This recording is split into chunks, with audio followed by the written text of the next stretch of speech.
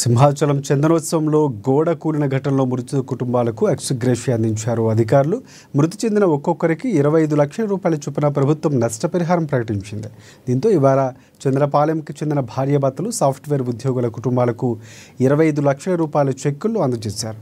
Visakha joint collector Mayur Ashok, MLA Ganta తనయుడు గంటా రవితేజ, ఉమామహేష్, శైలజ చిత్రపటాలకు నివాళులర్పించి చెక్కులను అందించారు.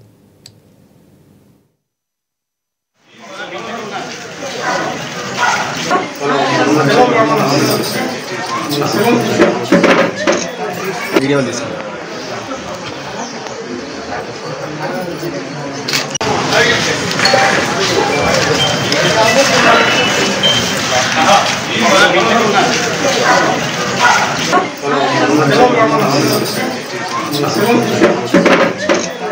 వీడియో తీసుకున్నాం.